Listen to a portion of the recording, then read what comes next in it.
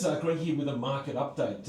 Okay, so overnight we did have some US data out overnight, some inflation data in the form of US PPI, which is the producer price index for December. So the market was expecting the core number, and that's the number that the market focuses on, to come out at around about 3.8%. That actually came out below expectations at 3.5%. So coming out below expectations, normally you would look at that and market would trade that as market friendly.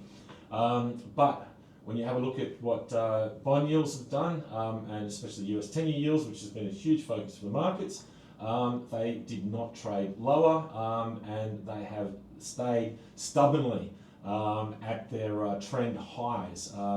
And we closed around about that 4.8%, and actually last night made a new marginal high, really about 4.81%.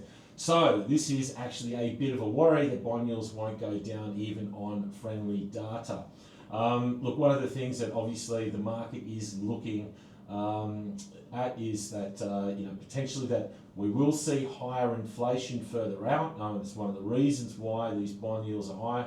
Obviously, with Trump coming in, his tariff policies, but also just the strength of the US economy. Obviously we saw what happened with jobs data last week, that they were absolutely gangbusters, very solid employment market.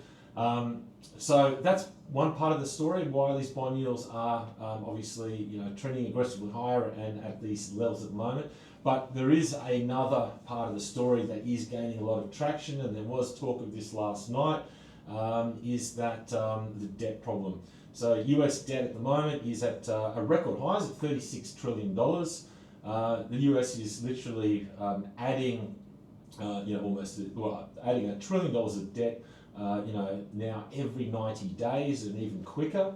So if the US continues on the way that it is going at the moment, we will see US debt at $40 trillion at the start of 2026. So that is something that is obviously starting to worry the broader market. And when you do see obviously debt spiraling out of control like this, obviously the US government has to issue more bonds. If they're issuing more bonds, it means the supply of bonds explodes.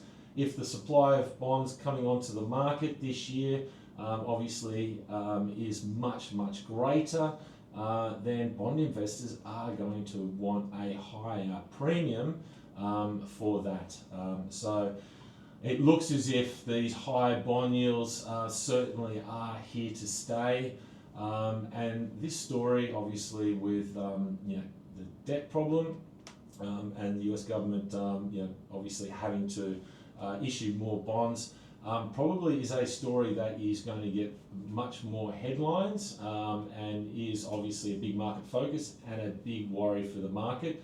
And one, obviously, because higher bond yields are very bad for obviously borrowing costs, but also risk trades inversely to bond yields. So that's why we haven't been seeing NASDAQ and S&P, which were the darlings for the last 2 years, trending aggressively, haven't made new highs. And literally, we have actually seen the NASDAQ now down 5 days in a row. So those high bond yields are starting to work their magic on equity markets. Okay, so that leads us into what is happening tonight, which is very important in the US, is that we actually do get the real important inflation data, US CPI, for December. Okay, so market expectations for that, not so good.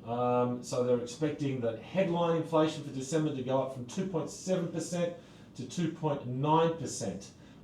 But core CPI, and that's the one market really is focused on, to remain sticky at 3.3%. So the last thing that this market needs is for this number to come out on expectations or even potentially higher because of what's happening with bond yields. Because certainly if we do get a hot inflation print, those bond yields are going to go straight away. They're going to spike straight away.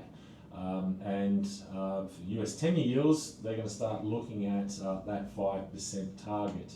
And again, as we just talked about, that is going to be very negative for risk. So literally the market is going to be praying that potentially, we get a CPI number that comes out weaker than expected to try to force these bond yields lower, and then also get a retracement in the US dollar, which has followed those bond yields, which we've talked about plenty of times. And yes, we see the market selling US dollars, and we take some of the stress out of the market. Because at the moment the market is super stressed, and no doubt every single trader on every single desk globally tonight is going to be watching that CPI number very closely. But certainly, if it is a punchy number, and we do see risk sell off, I would suggest not buying that dip. Because it could actually get serious. That's how important this number is, and just where the market's placed. It's literally sitting on knife's edge at the moment. Can't stress that enough. So be very careful. When you're trading tonight, or if you've got positions, watch these bond yields. Okay, if they're going higher, don't buy risk, and don't sell the US dollar either. Just before we do get to that US CPI number, if you are trading UK, either the FTSE or sterling, you've got to watch out for UK CPI that comes out before that US inflation number. What's happening in the UK, they're actually having a similar experience to the US in that the bond yields in the UK are also rising sharply, especially the 30-year gilts. And the big difference though with the UK and the US is that the UK's economy is nowhere near as robust or solid as what the US economy is. So certainly in the UK, they don't need a higher inflation number to spike those bond yields, because the UK economy is probably closer to breaking something than what the US economy is. So certainly, I think for the market as well, the UK inflation number today is also going to be a big focus. So in summary, look, today is certainly going to be a big day for markets, and I'd imagine we're going to see some big directional moves on the back of it. So good luck with that, and we will check back in with you shortly.